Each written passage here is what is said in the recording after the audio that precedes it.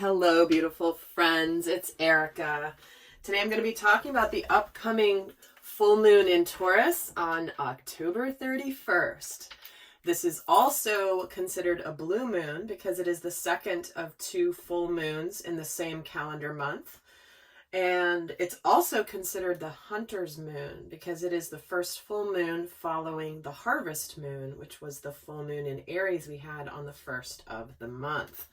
So the blue moon aspect is it's relatively rare, hence the saying once in a blue moon is very, very auspicious and happens to fall on the day of Halloween, and which is the midpoint between the equinox and the solstice. And it is a day that is considered a day where the veil between dimensions is the thinnest. So this is where we might feel more of a connection to other dimensions, to our intuition, and it happens to be falling on a full moon at the same time, which is also a blue moon, which is also considered the hunter's moon. So the hunter's moon aspect is all about opportunity, seizing opportunities that we have coming our way. So we're going to take a look and see the influence here of this particular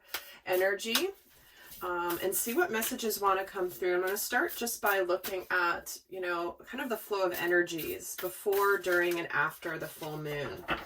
And I do want to let you guys know I just posted my 8th podcast episode the other day, in case you haven't seen it. And in that episode, I talk about the concept of destiny versus free will. And that's my new podcast. It's available on iTunes and Spotify. The link to check it out is down below. I love your guys' feedback already. It's just been so much fun to do, and I will continue to do more and more episodes over there. So with that, let's just get started. Let's take a look at how the energies are going to be impacted in the collective with this full moon. So beginning, we're starting out with the people of a teacher. During the full moon, we have the event of a great achievement. Interesting. And afterwards, we have the spirit of intuition and manifestation. Wow. Okay, so what I'm feeling here is there's been someone think about where in your life you have a certain individual or a certain life lesson that you've been trying to learn. And maybe it's something that you've been struggling with, maybe it's something you've been working through, but with this full moon comes this opportunity to feel like you've achieved something important around this lesson, whatever it is for you. It can be in any aspect of your life, and you could have multiple lessons that you've been learning. But there is here a sense of accomplishment that comes with this particular full moon, that once the full moon passes, we have a true connection to a manifestation, to something that we have intuitively known has been coming our way. We have known that there has been this particular lesson happening in our lives, and we've felt that there's going to be some sort of a reward of some kind or a manifestation of some kind. And intuitively, we have felt like it is coming. It's on its way. And when we talk about the full moon energy, that's the energy of where there is a sense of truth around anything that's been an illusion. So let's actually get a little bit more here into these energies. Let's see why we're getting the teacher here. And we have peace. See, the intention of peace around a lesson, around a person. Typically, it could be some sort of a person in our life that we've had a soul contract with, that we have contracted to come here and learn about something with that person. And when I'm getting the sense of peace, the great achievement, and the intuition and manifestation, there's something very significant that feels like it's coming in here. That is, you've come to a sense of inner peace around whatever this person was for you. This person could have been a catalyst for your awakening. It could be a romantic partnership that, you went through the ringer with, but now you've come to a sense of peace because you realize that it was about the lesson and it was about the journey, and now it's come to an end. the difficult part of the journey has come to an end, I should say. That doesn't necessarily mean a relationship will end. It just means you've reached a level of peace around a really big lesson. And we have this intention of discovery coming in with this great achievement. Wow. So you're going to be learning something about yourself and discovering something about yourself through this process. Through the process you've been through. And what's coming in here is we have the intuition and manifestation along with the energy of planning and action. So, I feel like there's going to be some sort of a surprise, not even a surprise. I'm saying surprise because there is the impact of Uranus with this particular full moon, because this full moon is conjunct Uranus, which is about surprise, sudden events, sudden changes, those kinds of things. And they can go either way, right? But what I feel like is coming through for this full moon is like there's something here where you're finally going to get a reward for your deep level of work on self that's going to inspire you to keep going. That's going to inspire you even more to continue to trust your intuition. And then to take action and start to act upon whatever's manifesting, whatever the achievement is, along with whatever intuition you have about how to continue to keep moving forward. So I'm just going to move these here and we'll get some tarot going here. And in honor of Halloween, which deck am I going to use?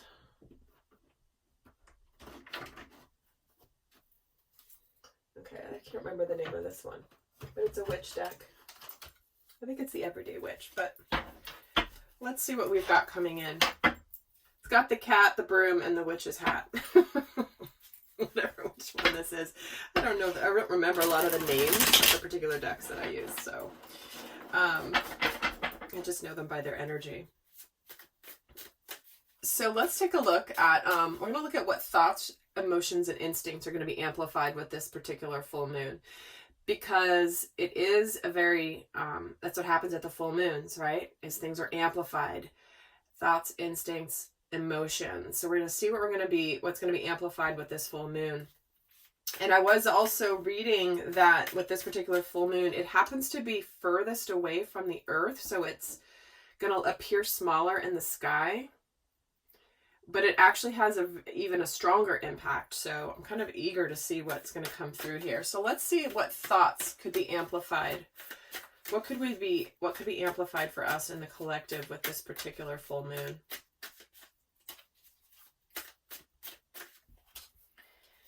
Oh, we have the High Priestess. There's that intuition kicking in. So we have the High Priestess, the Four of Wands. Well, there's that manifestation. And the Eight of Cups.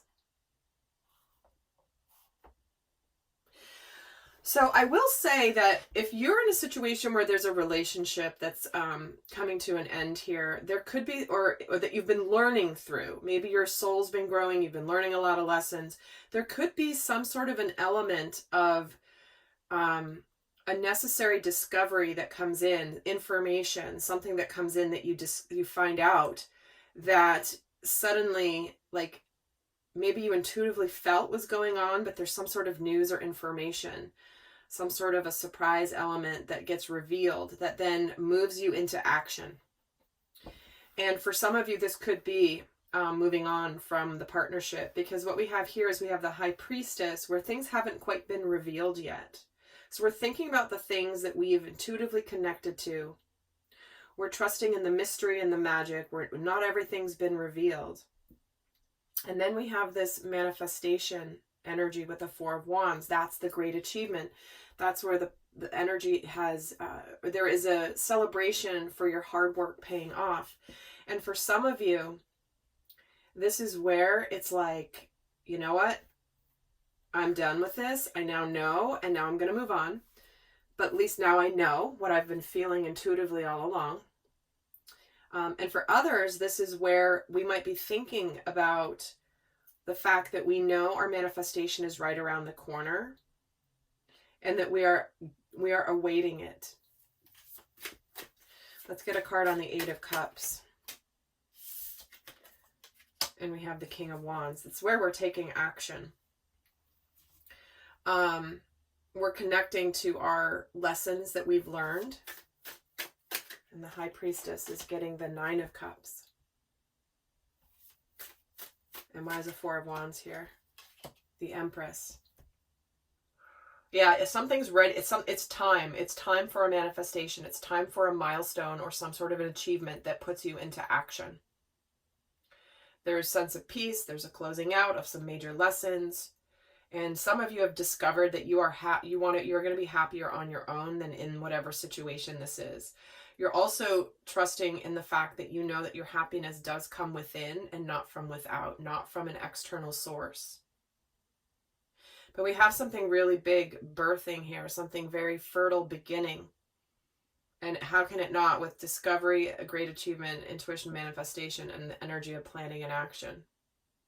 So for some of you, if you've been thinking about moving on from something or going towards a new journey in your life, this full moon could give you the extra oomph to finally decide what you want to do.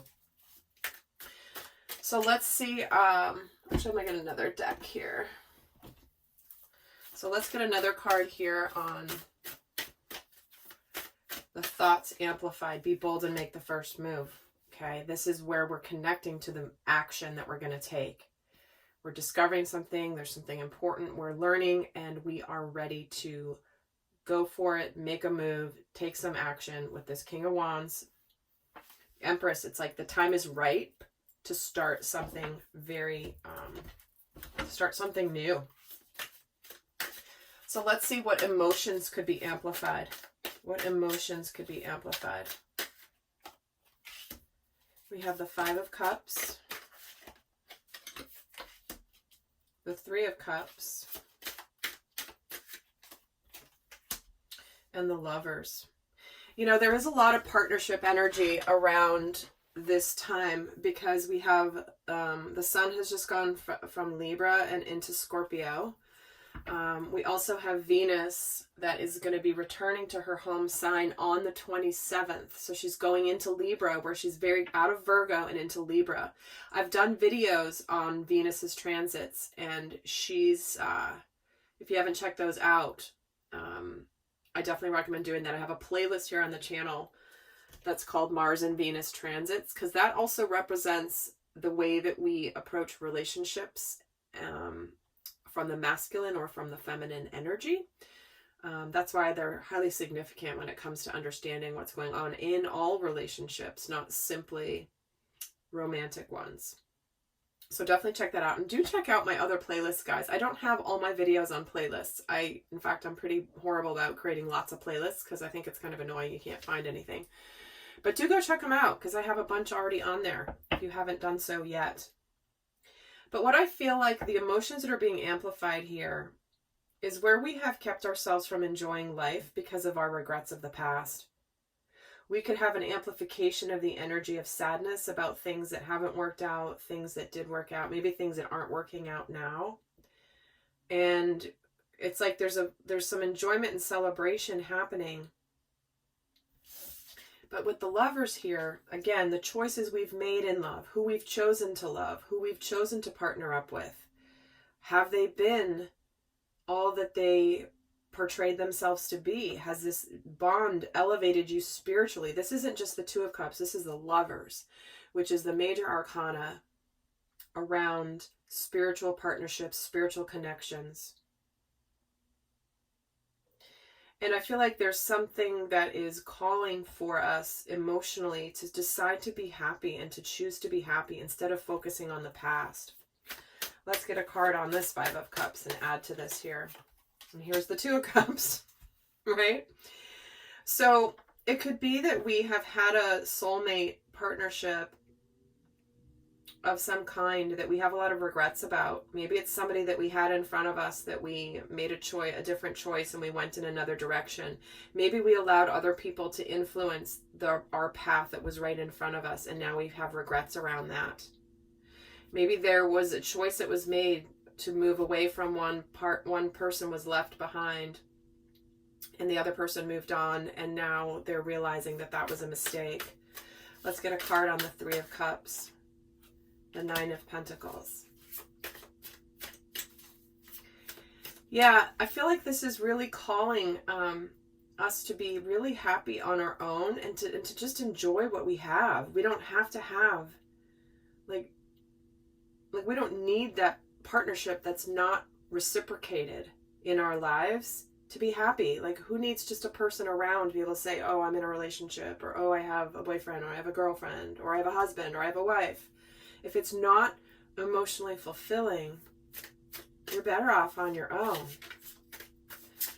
And we're being called emotionally to connect to that. Let's get a card on the Lovers. We have the Seven of Pentacles. So there's some, again, this could be the manifestation, because this is a card about divine timing. It's that we have, you know, chosen to not live in the past, not focus on the past. We're ready to be happy and abundant and successful on our own. We want to enjoy our life. And then suddenly, it's almost like the moment that we don't look for it anymore, it could just suddenly appear. Is what I'm feeling here. Let's get another card on the emotions that could be amplified. Prosperity lies ahead, something new beginning, tangible. Here's the new moon in Taurus energy. So the full moon cycle always is a 6-month cycle. The new moon, so think back 6 months ago. What began, or what process may have begun in your inner world 6 months ago that could now be getting closed out and released with this particular full moon. But when we're getting the new moon energy here, again, new beginnings, a manifestation, a great achievement. There's a new beginning here that's going to be very prosperous. Something that, again, the divine timing is coming in. And for many of you, this is in partnership and relationship. And if it's not about that, this could be maybe a partnership in a career or in a business capacity, teaming up. But this is where we receive back what we put into it, whatever it is, whether it's a relationship, a job, a hobby, a passion project, mission work, whatever that is. And guys, I forgot to mention, of course, I'm going to be doing an extended where we're going to look more in depth into this full moon. We're going to also break this down, the same framework for both divine masculine, divine feminine. I'm going to look at its effect on love and relationships in particular. And I'm going to look and channel at what's releasing for each of the elements, air, fire, water, earth, and then get guidance for each of the elements. That's going to be in the extended. If you're interested, that link is down below. So let's take a look at what instincts are being amplified with this full moon. How could we be amplified here? And we have the Fool. Okay, beautiful. The Fool and the Magician. Wow. The first two cards are the major arcana coming in. And the Three of Wands. The 0, the 1, and the 3. So the instinct, we could have this impulse to suddenly just go for it. Trust that whatever we're intuitively and instinctively feeling is accurate and true for us, that we actually take action on that.